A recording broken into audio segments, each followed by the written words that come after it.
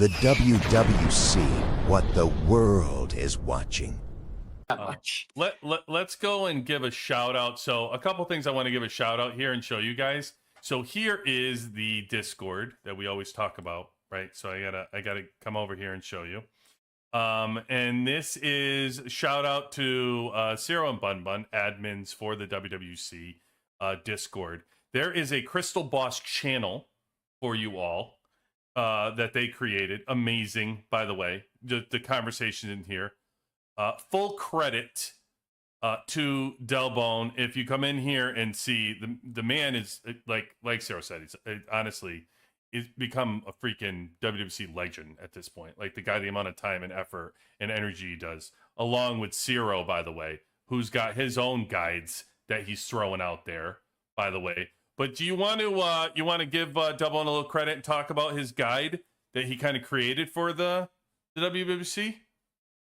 Yeah, it's kind of amazing. So what he's been doing is collecting some of the results as well as some of the testing that folks in his alliances have come back with, look through the different combinations and formations.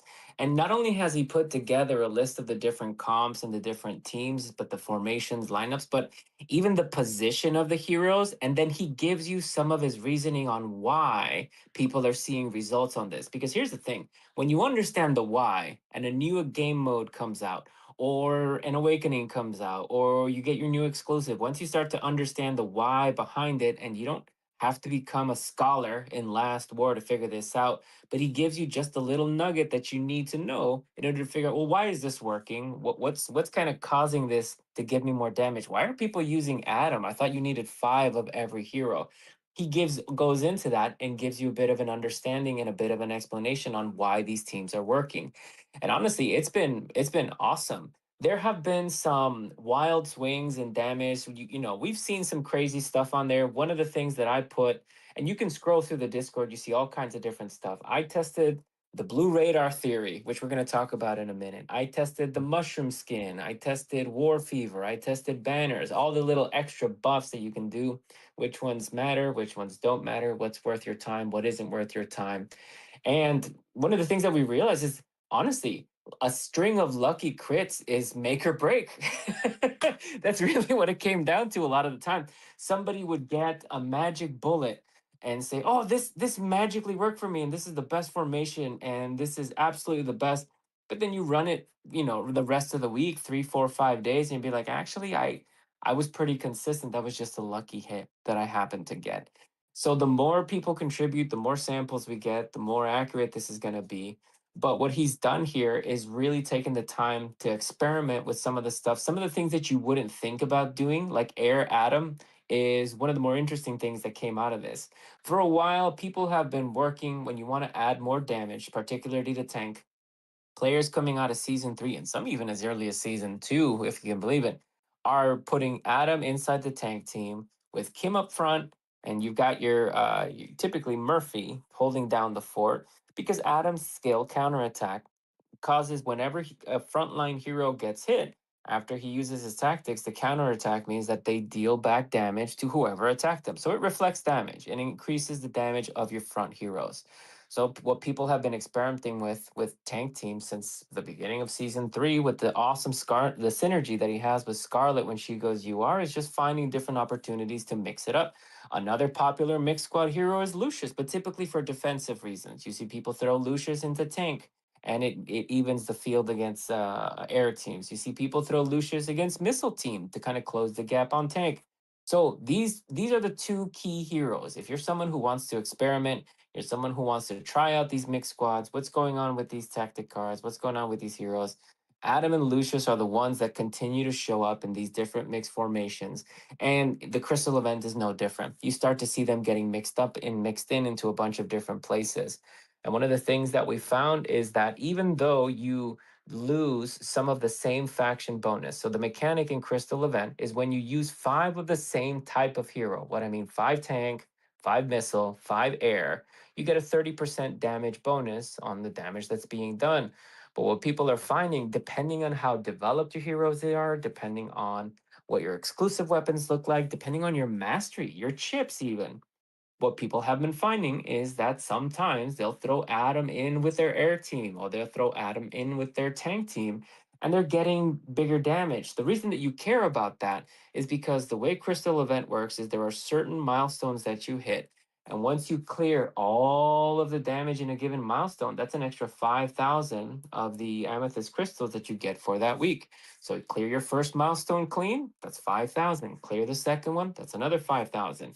And if you're doing enough damage to clear the third one, that's another 5,000. So you can continue to get these amethyst crystals week on week. The more damage you do, the higher your milestones are, the more crystals you can expect to get.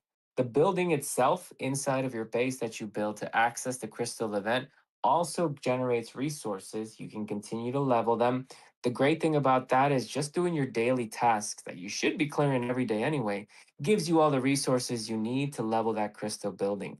Because it doesn't get affected by professions, it doesn't force you to be an engineer to try to double dip on the daily task rewards. It's completely agnostic. So it's one of the rare examples where they actually thought through the different ways that people would game this, because they don't want people having any additional advantages beyond the power of their team that they've already developed.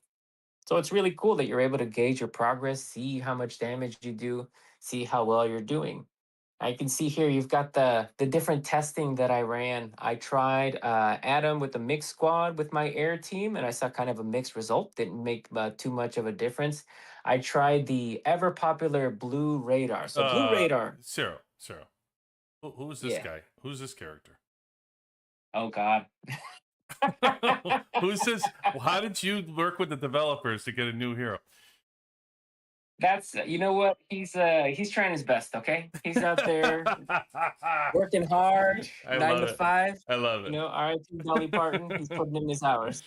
I love it. But yeah, you know what?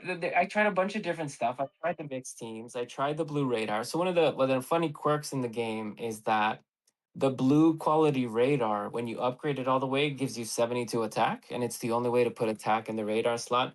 So I for science, I built a bunch of blue radars and I gave it my attacks. I tried it on my main team. I tried it on my alt account as well. And honestly, just the regular damage RNG that you get is completely washes away any potential small bonus that you have on blue radars. And, It and it let's just wasn't worth compare. it. Let's compare this to your highest damage, right? Because that's the biggest point. So you're looking Oh at yeah. 5.5 billion is what you're comparing to all these numbers here and what he was able to Yep. accomplish. So 5.5 billion compared to what you were able to do with the blue radar trick, you ended up with 5.2 billion with the blue radar, as high as you got.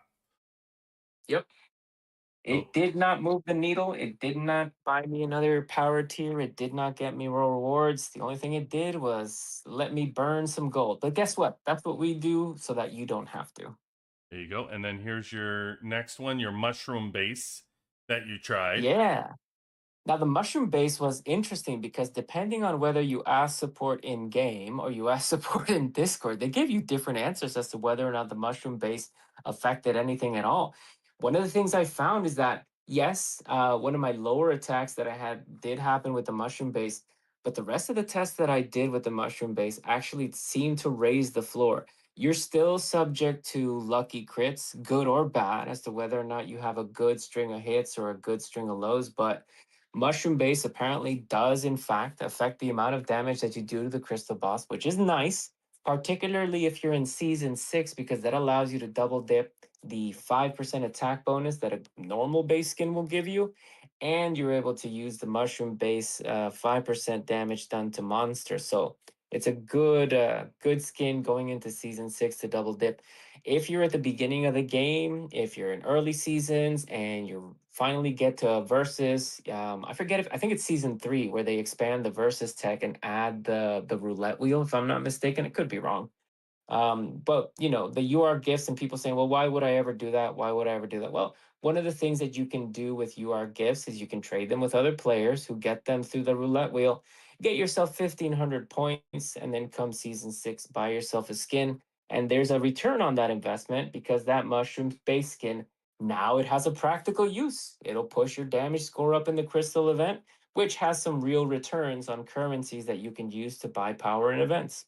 So yeah, it's been a fun week and a half or so, seeing all the different comps and variations that people get through the crystal event. Of course, now I'm going into season 6, and I'm wondering just how big a swing Awakening is gonna do. So Kim Awakening comes out in a day or two. So Mm-hmm. I'm expecting my tank mains out here to start monstering this completely. My buddy All the Smoke is been hyped as hell to get his Kim kind of flattening people, and he's looking forward to slapping some air mains around for a couple weeks while we wait for D.Va. So you're eating good if you're tank at the beginning of Uh, season 6, and I want to see how big of an impact it makes on the Crystal Boss.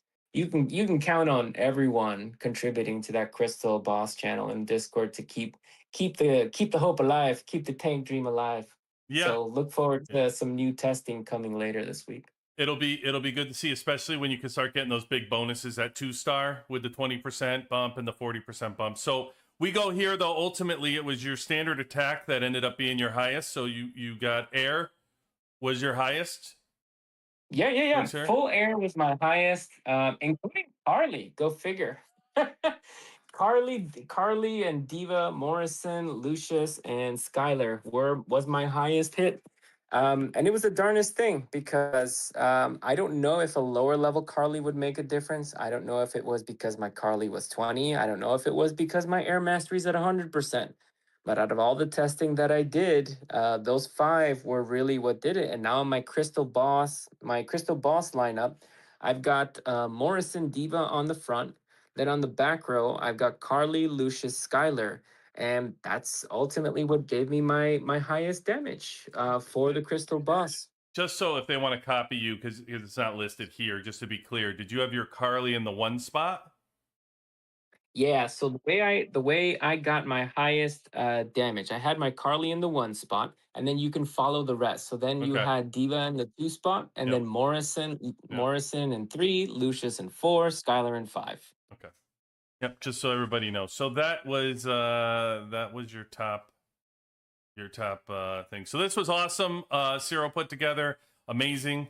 As he said, right in the Discord channel, put all this stuff out.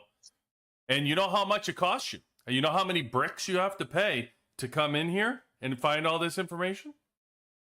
You know how many silver bricks you get charged coming in here, getting this info from Cero? Tell them, Cero, how much they got to pay you.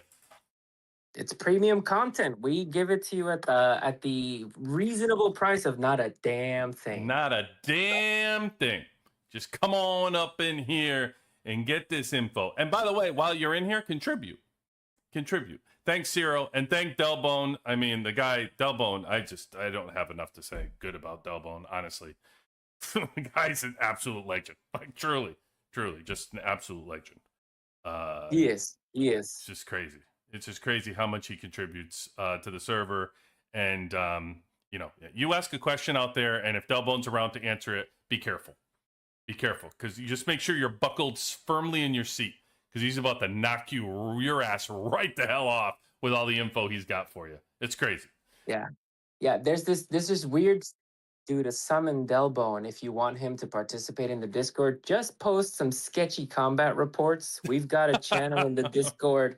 We do. Yeah. We've got a channel in the Discord under the discussion category called Battle Report Breakdown, and that is Professor Delbone's clinic.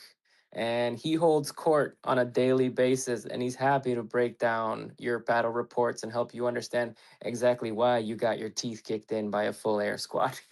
QB18 out. Hey, you made it to the end. Thank you for taking the time to watch. Subscribe and turn on notifications to be notified when our next video drops, and continue the conversation with us over on our Discord. Proud member of Team UXW and Server 118. Congratulations to the team on winning Season 6. Damn!